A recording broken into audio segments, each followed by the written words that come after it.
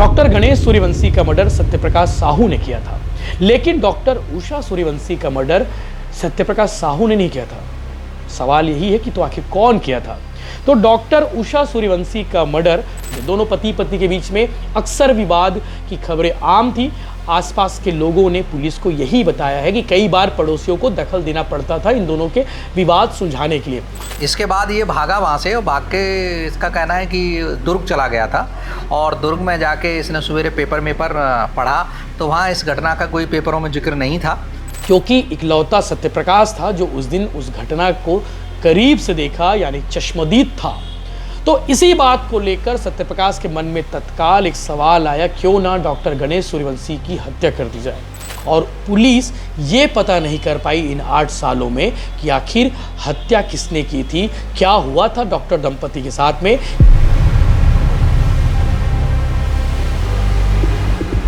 नमस्कार, जय जोहार, जय छत्तीसगढ़। मैं यशवंत साहू, आप देखना शुरू कर चुके हैं भिलाई टाइम्स। और रायगढ़ दौरे से मैं लौट चुका हूं।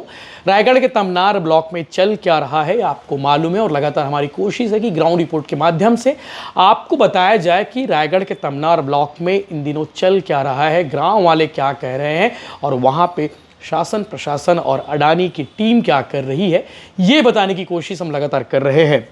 आपको मालूम होगा कि तमनार ब्लॉक के जो 14 गांव हैं वहाँ पर कोल माइनिंग की जानी है, कोयला निकाला जाएगा। धरती के अंदर बहुत सारा कोयला है, पहाड़ है, और पहाड़ से कोयला निकालने से पहले, धरती से कोयला निकालने से पहले जंगल काटे जा रहे हैं। जैसा कि जंगल कटते रहेंगे, जंगल काटे जाएंगे।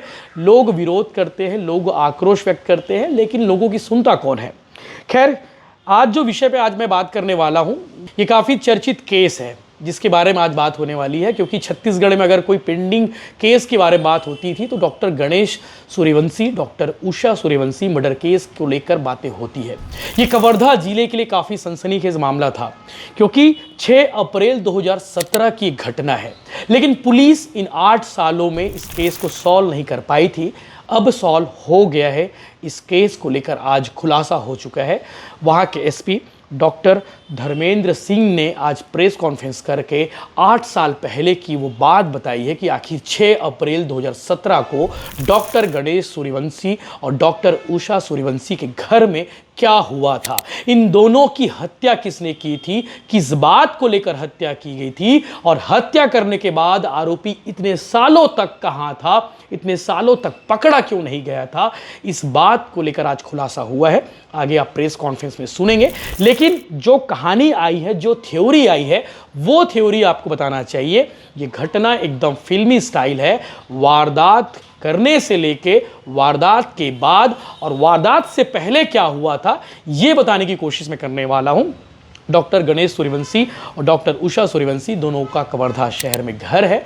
दोनों पति पत्नी हैं, एक साथ रहते हैं। उनका एक बेटा भी है। 6 अप्रैल 2017 की घटना है। लेकिन आपको बता दूं कि इस मामले में पुलिस ने आज जिसे आरोपी बताया है उसका नाम सत्यप्रकाश साहू है, आरोपी है। और इसने अपना जुर्म कबूल कर लिया है और उसने पूरी थ्योरी बताई है, पूरी कहानी बताई है कि उस दिन क्या किया था इसने और क्यों किया था, दोनों डॉक्टर के साथ में उस दिन क्या हुआ। तो आपको बताने वाला हूं कि 8 साल पहले का ये घटना है। खुलासा आज हुआ है। काफ़ी चर्चित केस था जिसको लेकर लोगों के मन में सवाल था कि अब पुलिस शायद नहीं खुलासा कर पाएगी, क्योंकि इन 8 सालों में कई एसपी आए, कई एसपी गए और सब ये दावा करते रहे कि इस केस का खुलासा होना चाहिए। आईजी है शांडिल्य सर, आईपीएस शांडिल्य, उन्होंने इस केस को रीओपन किया और 1.5 महीने पहले एक टीम को इस केस को लेकर लगाया कि इसकी जांच होनी चाहिए और उन सारे तकनीकी पहलुओं को रीओपन करना चाहिए ताकि इस केस का खुलासा हो जाए। और उसके बाद 1.5 महीने से एक पूरी टीम लगी हुई थी इस केस को सॉल्व करने में, और सॉल्व करने के बाद जो खुलासा हुआ वो काफ़ी हैरान करने वाला है।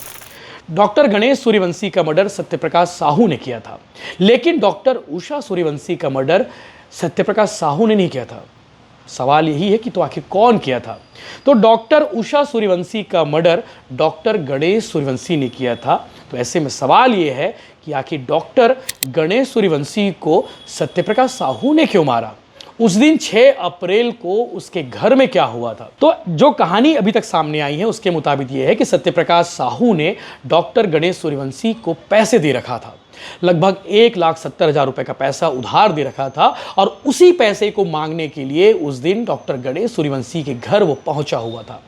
जैसे ही घर पहुंचा, बेल दबाया। बेल दबाने के बाद डॉक्टर गणेश सूर्यवंशी ने दरवाज़ा खोला और दरवाज़ा खोलने के बाद जैसे ही सत्यप्रकाश साहू अंदर पहुंचा, उस बीच डॉक्टर उषा भी वहां पहुंच गई, यानी डॉक्टर गणेश की वाइफ उषा भी वहां पहुंची। और पहुंचने के बाद इन दोनों के बीच में विवाद हो गया। किसके बीच में विवाद हुआ? डॉक्टर गणेश सूर्यवंशी और डॉक्टर उषा के बीच में। दोनों पति पत्नी के बीच में अक्सर विवाद की खबरें आम थी। आसपास के लोगों ने पुलिस को यही बताया है कि कई बार पड़ोसियों को दखल देना पड़ता था इन दोनों के विवाद सुलझाने के लिए। तो उस दिन सत्यप्रकाश के सामने भी विवाद हुआ। विवाद इतना ज़्यादा हुआ कि डॉक्टर गणेश सूर्यवंशी ने अपनी पत्नी पर पत्थर से प्रहार किया। वो बेसुध अवस्था में वहीं अचेत होकर गिर गई। उसके बाद दोबारा नहीं उठी। वो लहूलुहान हो चुकी थी। लेकिन जब सत्यप्रकाश ने देखा कि डॉक्टर गणेश सूर्यवंशी ने अपनी पत्नी पर वार कर दिया है, अपनी पत्नी को मार दिया है, तो उसे लगा कि शायद डॉक्टर गणेश सूर्यवंशी उसकी भी हत्या कर सकता है, क्योंकि इकलौता सत्यप्रकाश था जो उस दिन उस घटना को करीब से देखा, यानी चश्मदीद था। तो इसी बात को लेकर सत्यप्रकाश के मन में तत्काल एक सवाल आया, क्यों ना डॉक्टर गणेश सूर्यवंशी की हत्या कर दी जाए। वो इतना घबरा गया, जैसे कि पुलिस ने बताया है, ये पुलिस की थ्योरी है। वो इतना ज़्यादा घबरा गया, उसे डर समा गया कि शायद डॉक्टर गणेश सूर्यवंशी उसकी भी हत्या कर दे। तो उसने तत्काल डॉक्टर गणेश सूर्यवंशी को पकड़ा और उसने धक्का मारा। धक्का मारने के बाद डॉक्टर गणेश सूर्यवंशी टेबल के ऊपर जा गिरा और वो अचेत हो गया, वो भी बेसुध हो गया। और उसके बाद पास में एक पत्थर रखा था, उस पत्थर को उठाया और गणेश सूर्यवंशी के सर पर मार दिया, यानी कि उसके पत्थर से कुचलकर हत्या कर दी। हत्या करने के बाद सत्यप्रकाश साहू एकदम से घबरा गया था। घबराने के बाद उसने उस जगह को साफ किया और उसके बाद दोनों के शव को आंगन पर घसीटते हुए लेकर आया। आंगन पर घसीटते हुए लेकर आया। रखने के बाद उस हॉल को उसने खून से जो लथपथ था उस इलाके को साफ किया। साफ करने के बाद वो भाग कर कवर्धा से दुर्ग पहुंच गया। दुर्ग पहुंचने के बाद जब उसे लगा कि वापस जाना चाहिए, घटना के संबंध में पता करना चाहिए, क्योंकि पुलिस के मुताबिक उस दिन वो भाग कर सीधे कवर्धा से दुर्ग आया था। और जब पुलिस की टीम अगले दिन सुबह पहुंची उस जगह पर, तो ये भी पहुंचा हुआ था सत्यप्रकाश। सत्यप्रकाश चूँकि डॉक्टर गणेश का ये ड्राइवर था और ड्राइवर से डॉक्टर गणेश ने 1,70,000 रुपये उधार में रकम ले चुका था। और उसी उधार के पैसे को मांगने के लिए सत्यप्रकाश उस दिन डॉक्टर गणेश राम के घर पहुंचा हुआ था। तो डॉक्टर की हत्या कर दी, डॉक्टर गणेश राम की हत्या कर दी। डॉक्टर गणेश राम ने हत्या की थी डॉक्टर उषा की। दोनों के शव पड़े थे। पुलिस की टीम मौके पर पहुंची हुई थी और उस दिन स्कार्फ पहन के सत्यप्रकाश भी उस घटना स्थल पर पहुंच गया। और पुलिस की स्ट्रेटजी, पुलिस की जांच का एंगल, उन सारी चीज़ों पर वो बारीकी से नज़र रखने लगा। और शायद ये भी खबर है कि उस दिन उसने बयान गलत दिया था और ये भी खबर है कि वो केस को मोल्ड करने की कोशिश में लगा हुआ था। तो पुलिस के सामने बहुत सारे सवाल थे, बहुत सारे जांच के पहलू थे। तो उन सारे पहलुओं को पुलिस जांच करती रही और पुलिस ये पता नहीं कर पाई इन 8 सालों में कि आखिर हत्या किसने की थी, क्या हुआ था डॉक्टर दंपति के साथ में। ये भी खबर है कि डॉक्टर गणेश राम और डॉक्टर उषा के बेटे पर भी पुलिस को शक हुआ था, उससे भी पूछताछ की गई थी, लेकिन कड़ी नहीं जुड़ी। जब पुलिस ने अपना जांच का एंगल चेंज किया, दिशा बदली, उसके बाद सत्यप्रकाश पर जांच की सुई अटकी। और पुलिस जब ऐसे मामलों को लेकर उलझती है, सुलझा नहीं पाती है, तो नारकोटिक्स टेस्ट कराया जाता है। तो इस केस में नारकोटिक्स कराया गया, इन दोनों का सैंपल लिया गया। सैंपल में कड़ियाँ जुड़ने लगी, जो रिपोर्ट आई, और रिपोर्ट के बाद पुलिस के पास एक तथ्य आया कि इसने ही हत्या की होगी। एक मोटिव नज़र आया, सत्यप्रकाश ने हत्या क्यों की होगी। पुलिस जांच करने के बाद ये चीज़ें सामने आई और 8 साल लग गए। इन 8 सालों के बीच में पुलिस जांच करती रही, लेकिन उस तरीके से जांच नहीं कर पाई थी जो इस बार जांच हुई है। राजनांदगांव रेंज के आईजी अभिषेक शांडिल्य ने इस मामले को लेकर 1.5 महीने पहले जांच के आदेश दिए। फाइल ओपन की गई और उन सारे पहलुओं को देखा गया। फिर ये चीज़ें सामने आई, सत्यप्रकाश को उठाया गया फिर से और उससे पूछताछ की गई। चूँकि नारकोटिक्स केस में बातें सामने आ चुकी थी और वो जुर्म स्वीकार किया। जुर्म स्वीकार करने के बाद आज कवर्धा पुलिस ने इस केस को लेकर प्रेस कॉन्फ्रेंस किया। प्रेस कॉन्फ्रेंस में पूरी बात एसपी डॉक्टर धर्मेंद्र सिंह ने जानकारी दी है। उन्होंने बताया है कि इन 8 सालों में क्या कुछ हुआ और 8 साल बाद इस केस की थ्योरी क्या है। जो मैंने थ्योरी बताई है वही थ्योरी है और पैसे के लेन देन को लेकर विवाद हुआ था। लेकिन इसमें रोचक बात यह है कि 6 अप्रैल को 2 हत्यारे सामने आए। एक डॉक्टर गणेश राम जिसने अपनी पत्नी की हत्या की और डॉक्टर गणेश राम की हत्या करने वाला सत्यप्रकाश साहू जो उसका ड्राइवर था। पुलिस ने इस केस को लेकर प्रेस कॉन्फ्रेंस किया है और आईजी सांडिल्य ने टास्क दिया था इस केस को लेकर। वो केस को सुलझाने में कवर्धा पुलिस सक्सेस रही और 30,000 रुपये की इनाम की घोषणा भी हुई है। तो पुलिस ने ये जानकारी दी है, आप आगे सुनेंगे इस विषय को लेकर। लेकिन ये काफ़ी चर्चित केस था जिस पर बातें होनी थी, जिसको लेकर सवाल लगातार उठ रहे थे कवर्धा पुलिस पर। फिलहाल दुर्ग पुलिस पर सवाल उठ रहे हैं गनियारी मर्डर केस को लेकर। दादी पोती की हत्या हुई थी और इस केस को 1.5 साल होने को है।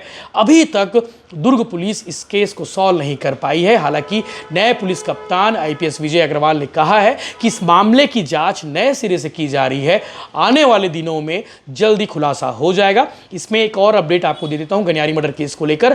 पुलिस ने जिसे सस्पेक्ट माना था, जो सस्पेक्ट था वो किसी दूसरे मामले में जेल भेजा जा चुका है। अभी हाल ही 3-4 दिन पहले की घटना है, उस पर हम डिटेल में कभी बात करेंगे। लेकिन सवाल अभी दुर्ग पुलिस पर उठ रहे हैं कि आखिर इस केस को पुलिस सुलझा क्यों नहीं पा रही है। आगे आप सुनेंगे एसपी डॉक्टर धर्मेंद्र सिंह क्या कह रहे हैं। 2017 की घटना थी, बड़ा संगीन और सनसनीखेज मामला था जिसमें डॉक्टर दंपत्ति की हत्या की गई थी और अज्ञात लोगों द्वारा हत्या की गई थी और बड़ी ब्रूटल तरीके से हत्या हुई थी। इसमें हमारे वरिष्ठ अधिकारी भी बहुत सक्रिय रहे और ये मामला बहुत दिनों से पड़ा हुआ था अज्ञात में। तो हमारे आईजी साहब सैंडल साहब ने हम लोगों को एक टास्क दिया था कि इस केस को बंद नहीं करना है और इस केस के तह तक जाना है। तो इसीलिए हम लोगों ने कुछ टेक्निकल एविडेंस जुटाए और जो एविडेंस थे उनका परीक्षण करने के लिए एक टीम, दोनों हमारे अतिरिक्त पुलिस अधीक्षक DSP हमारे चंद्राकर साहब और हमारा कोतवाली प्रभारी, साइबर प्रभारी, इन लोगों ने एक टीम के तहत और किन किन मुद्दों पे क्या क्या एलिमिनेट करना है और किसको आगे बढ़ाना है, इस तरह से इन्होंने काम किया और लगातार 1-1.5 महीने की उसमें इन्होंने सफलता पाई है। और ये जो व्यक्ति सत्यम साहू नाम का व्यक्ति हमारे द्वारा गिरफ्तार किया गया है, जिसने ये स्वीकारा है कि मैं घटना दिनांक को उनके यहाँ 10:30 और 11 के बीच में घुसा था घर में और डॉक्टर ने चूँकि पहले से पहचान का था इनका और इनके यहाँ ड्राइवरी भी कर चुका था, इनके हर मामले में ये समझौता कराने भी लड़ाई होती थी उसमें।